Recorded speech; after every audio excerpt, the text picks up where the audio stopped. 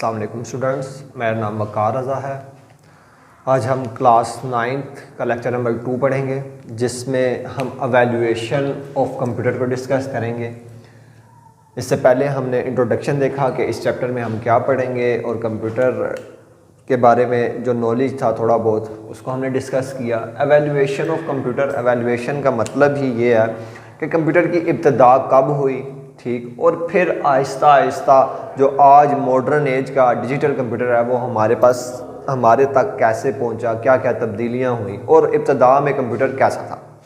तो इब्तिदा में कंप्यूटर की इन्वेंशन जो थी वो आज तक डिस्कस नहीं हो सकी कि इसकी इन्वेंशन करने वाला शख्स कौन था या ये कब इंट्रोड्यूस हुआ। लेकिन जो पहली मशीन थी वो एक कैलकुलेटिंग मशीन थी, जिसकी वजह से कंप्यूटर क्या हुआ, वजूद में आया। ठीक है, यानी कंप्यूटर स्टार्ट जो हुआ वो एक मशीन से हुआ जिसका नाम क्या है, एबाकस।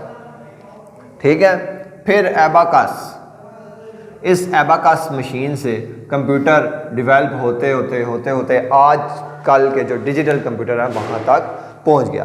तो एक जनरल सी बात यही डिस्कस की जाती है कि एबाकस जो है उसको इंट्रोड्यूस चाइना, जो इब्तिदा में देखा गया ज़्यादातर चाइना में इसका यूज़ था और इसके अलावा और भी मुख्तलिफ कंट्रीज एशियंस जिनमें इसका इस्तेमाल किया जाता था, और 20th सेंचुरी और उससे पहले भी इसका यूज़ होता रहा है।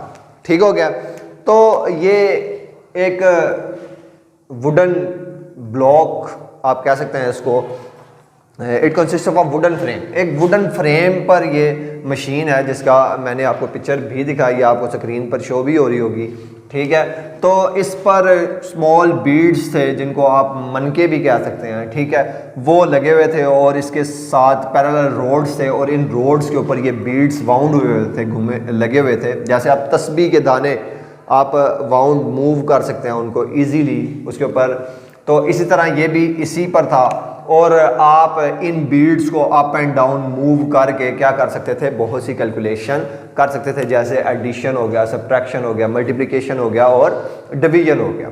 ठीक, तो कंप्यूटर की बुनियाद जो थी वो एबाकस मशीन थी। इसको इंट्रोड्यूस करने वाले शख्स को नहीं जानते हम किसने इंट्रोड्यूस किया इसको, लेकिन 20th सेंचुरी में ही इसका इस्तेमाल, 20th सेंचुरी तक इसका 20th सेंचुरीज़ में इसका इस्तेमाल जो चाइना और मुख्तलिफ एशियन कंट्रीज़ थी उनमें होता था। इजिप्शियन के लोग भी इसका इस्तेमाल करते थे और भी इसी तरह मुख्तलिफ लोग। ठीक, तो ये तो डिस्कस नहीं किया जा सकता कि इसको इंट्रोड्यूस करने वाला शख्स कौन था, लेकिन इसने आपकी कैलकुलेशन को बहुत ज़्यादा क्या कर दिया, ईजी कर दिया। ठीक हो गया, और इससे बहुत से काम आसान हो गए और इसका बहुत यूज़ रहा। ठीक हो गया।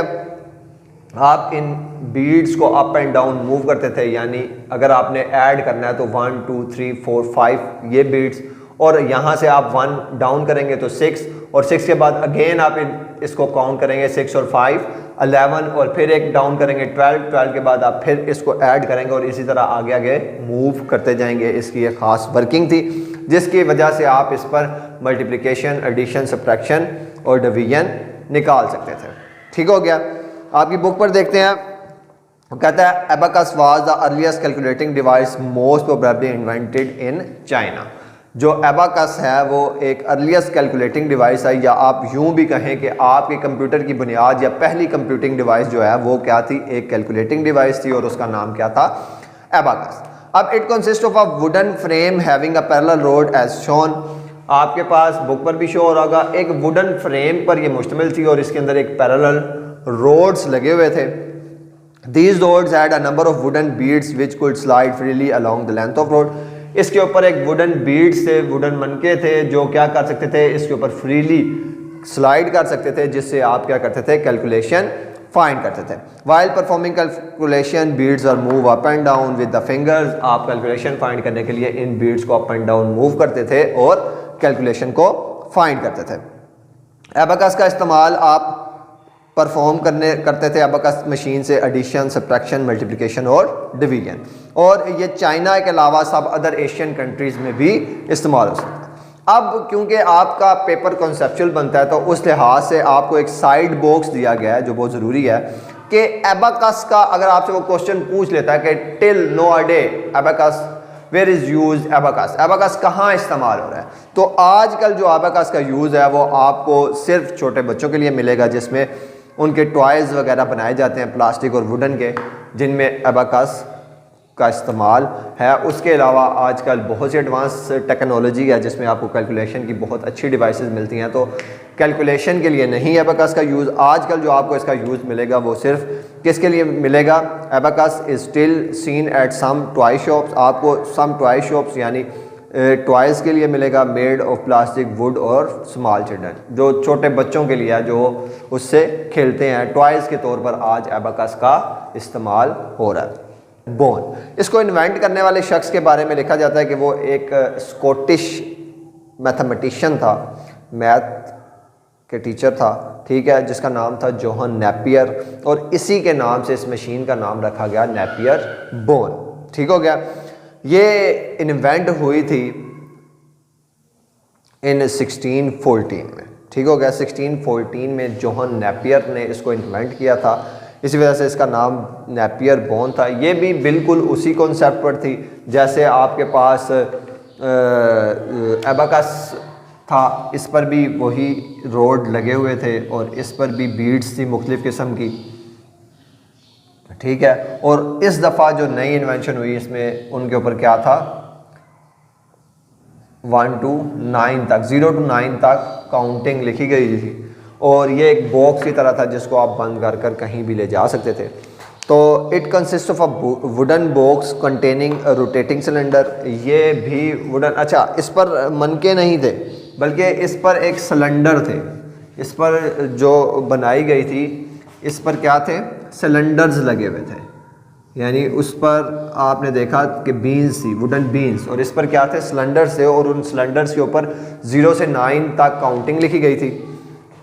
ठीक है। और आप इसको रोटेट कर कर, मुख्तलिफ सिलेंडर्स को रोटेट कर कर आप एडिशन, सब्ट्रैक्शन, मल्टीप्लिकेशन, ये तमाम चीज़ें आप क्या कर सकते थे, फाइंड कर सकते हैं। इसके साथ साथ आपका जो एल्गोरिथम है, लोगैरिथम है, वो भी इसी मशीन ने इन्वेंट किया था, यानी लोगैरिथम जो इन्वेंट हुआ था उसका कॉन्सेप्ट भी इसी मशीन नेपियर बोन से निकला था।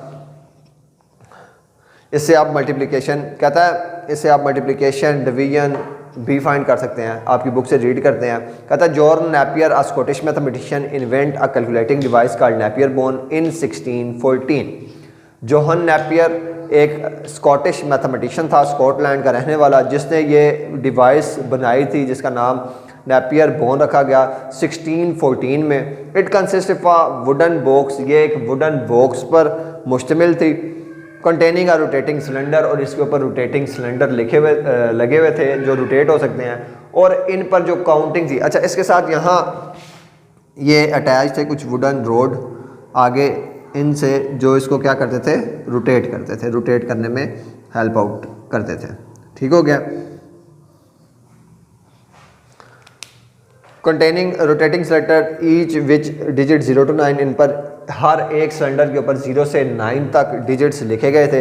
इट कोल्ड मल्टीप्लाई, इससे आप मल्टीप्लाई कर सकते थे, डिवाइड कर सकते थे, स्क्वायर रूट भी आप इससे फाइंड कर सकते थे, number using simple addition subtraction, इसके साथ साथ आप इससे सिंपल एडिशन और सब्ट्रैक्शन भी फाइंड कर सकते थे। जो बिगेस्ट अचीवमेंट थी इस मशीन की वो क्या थी कि आपका लोगैरिथम भी इसी मशीन की बेस पर इन्वेंट हुआ था।